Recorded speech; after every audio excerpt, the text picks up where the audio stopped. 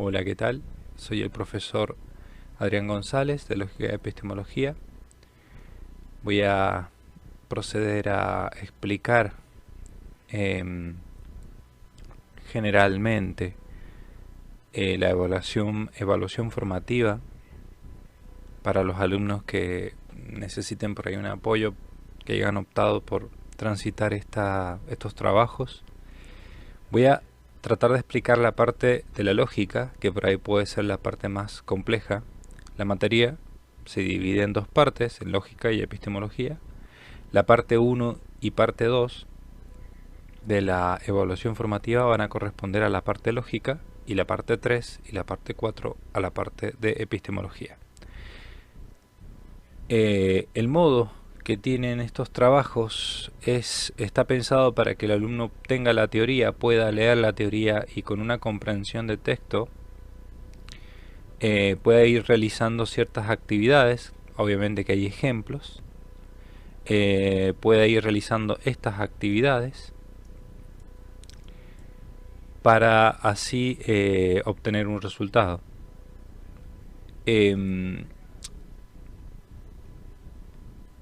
Esto tiene un sentido bastante autodidacta en cierto sentido. Claro que van a tener que recurrir a los profesores de apoyo, es la idea, pero está hecho de una manera para que si el alumno se concentra lo suficiente pueda avanzar bastante por sí mismo.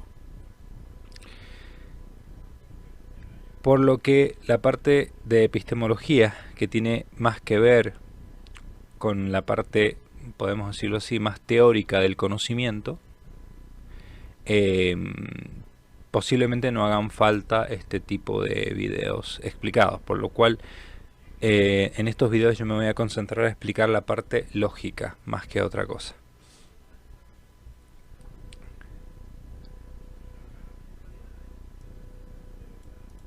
En la primera parte tenemos una definición del término lógica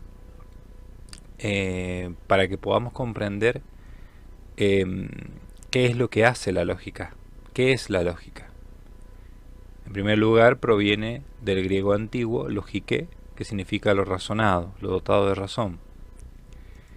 Dentro de lógica encontramos también la palabra logos, que va a significar palabra, estudio, pensamiento.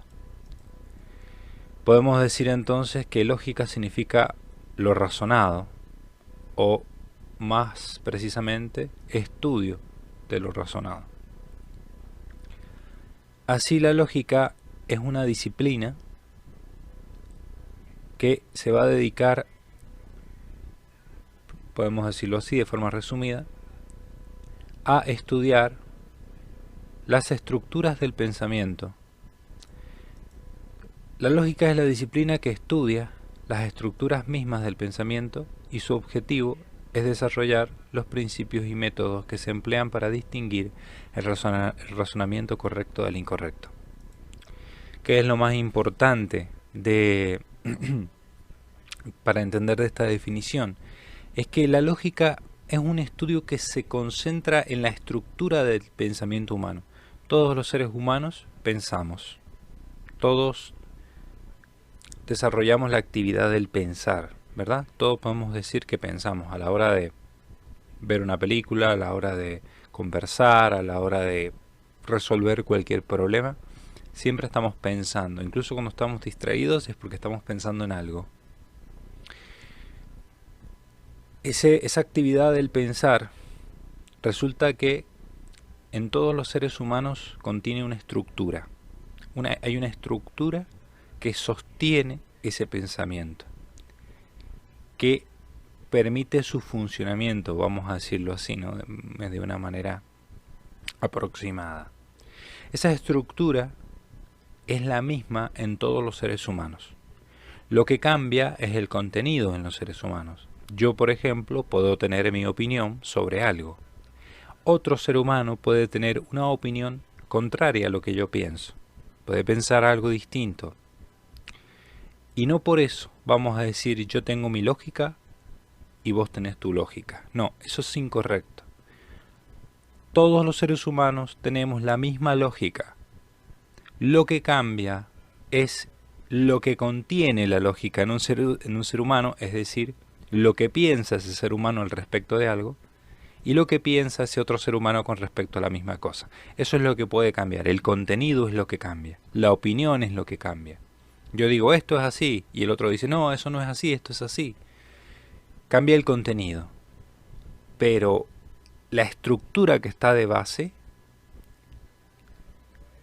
la estructura que está en los razonamientos y en el pensamiento, es lo que nosotros vamos a llamar lógica. Y por lo tanto tiene un carácter universal. Universal significa que es válido en todos los casos y para todas las personas y para todos los tiempos. Bien, entonces, la definición de lógica es el estudio de las estructuras mismas del pensamiento y su objetivo es el desarrollo de los principios y métodos que se emplean para distinguir el razonamiento correcto del incorrecto.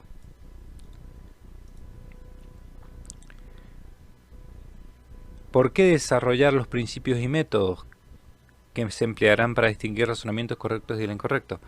Porque estudiando la lógica nos damos cuenta que hay maneras de razonar que son incorrectas.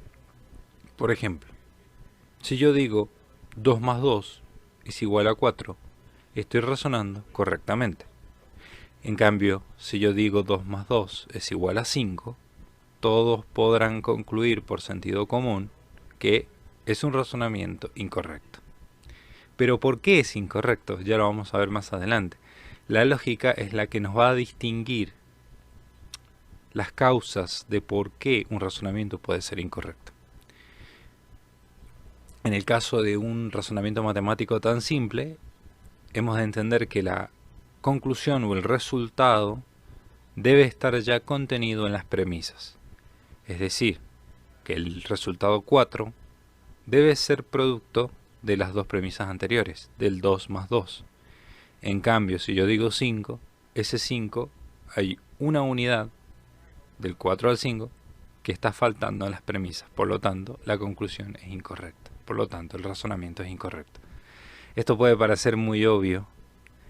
La lógica justamente va a parecer muy obvia y eso nos va a ser de gran ayuda para entenderla, porque se trata del sentido común.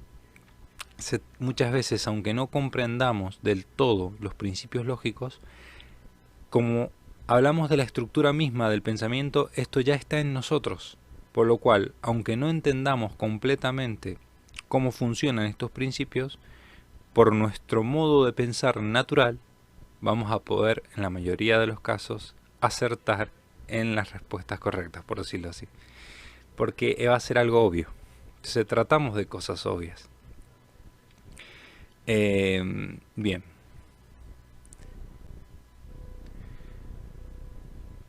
Una vez entendido cuál es la definición de lógica y cuál es su labor, que es distinguir razonamientos correctos de incorrectos,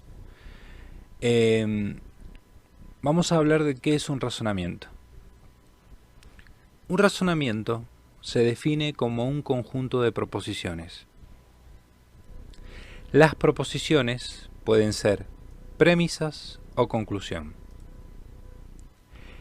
La conclusión, y esto es lo que mencioné recién, la conclusión es producto de las premisas. Diremos entonces que las premisas aportan los datos para obtener una conclusión. El número de premisas varía. Un argumento puede tener 1, 2, 3 o más premisas. Ahora esto se va a entender mucho mejor con los ejemplos. Los elementos de un razonamiento son 3. Premisas, conclusión y un nexo lógico o relación de encadenamiento. Para entender esto, hemos de ir a los ejemplos. En los ejemplos va a ser mucho más sencillo. ¿Qué es lo importante de esta parte? Primero es comprender que un razonamiento es un conjunto de proposiciones. Dentro de las proposiciones vamos a tener unas que son premisas y otra que va a ser la conclusión. Los elementos del razonamiento van a ser las premisas, la conclusión y un nexo lógico que va a encadenar las premisas con la conclusión. Vamos a ir directamente al ejemplo y después vamos a leer esta parte. En los ejemplos tenemos dos tipos de razonamiento, dos razonamientos que son en realidad el mismo, solo que dicho de diferente manera. Habíamos dicho que el razonamiento es un conjunto de proposiciones. Tenemos proposición 1, proposición 2 y proposición 3. Habíamos dicho que una de estas proposiciones, va a ser siempre la conclusión. En este caso es esta que está acá. Y las otras dos proposiciones van a ser las premisas. Premisa 1, premisa 2 y conclusión. Vamos al ejemplo. Todos los hombres son mortales. Sócrates es un hombre. Por lo tanto, Sócrates es mortal.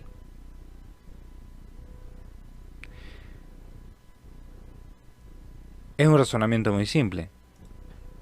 Si todos los hombres son mortales y Sócrates es un hombre, por lo tanto, entonces Sócrates es mortal.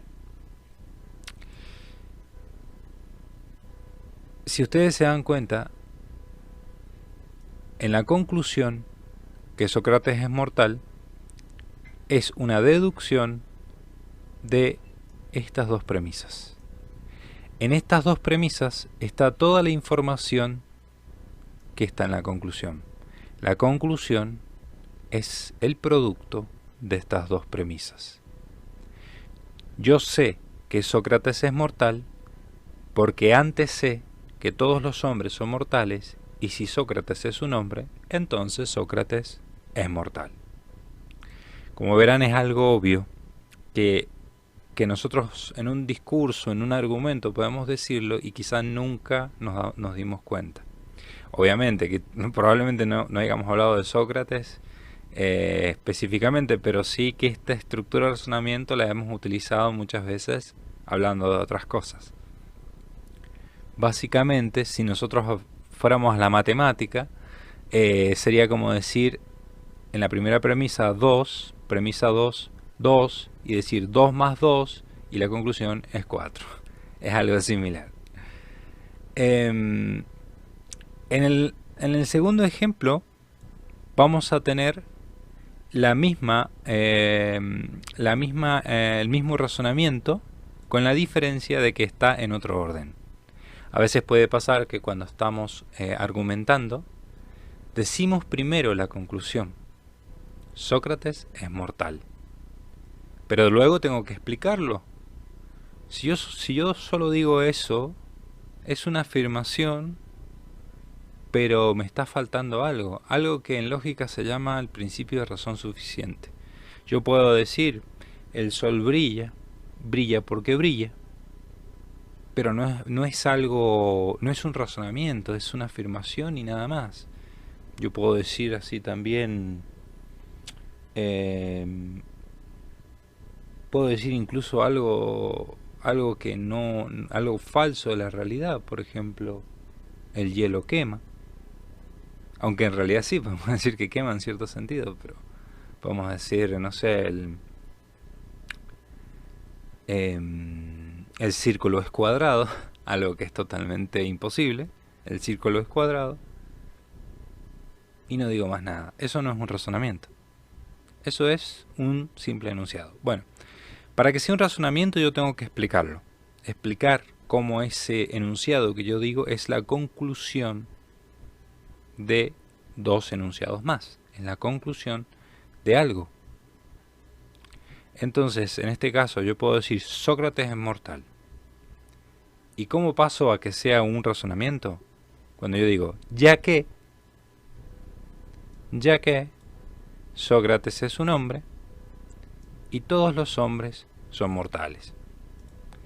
Cuando yo digo el ya que, estoy diciendo que lo que he dicho antes, que es una conclusión, está precedido por las premisas que van a seguir al ya que.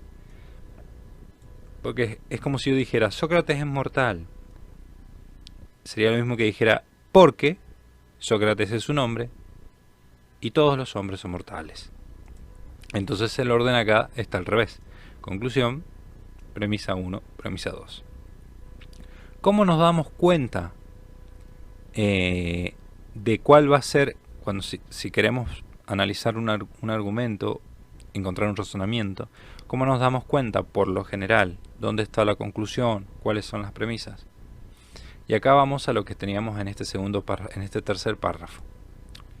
Las expresiones que habitualmente se utilizan para introducir la conclusión son por lo tanto, en consecuencia, entonces, por consiguiente y luego. Estas expresiones las vamos a encontrar siempre antes de una conclusión. Es decir, que cuando yo encuentro una de estas expresiones, antes de esta expresión va a haber una premisa o las premisas. Y luego de una de estas expresiones va a haber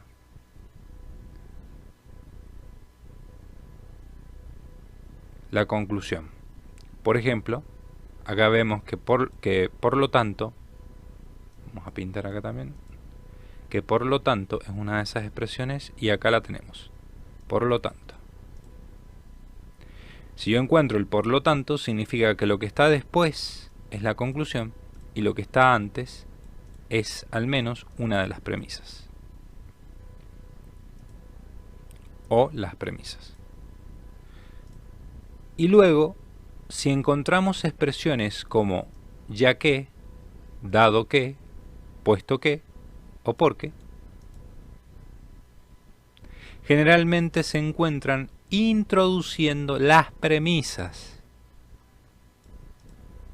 Eso significa que en un razonamiento en el cual encontramos el ya que, por ejemplo, que está acá, ya que puede ser dado que, puesto que o porque, significa que lo que está después del ya que va a ser una premisa, ojo, va a ser una premisa, no va a ser la conclusión. Y lo que me indica el ya que es que lo que está antes es la conclusión. Esta es la conclusión y lo que sigue serán las premisas. Siempre que esté el ya que, dado que, puesto que o porque.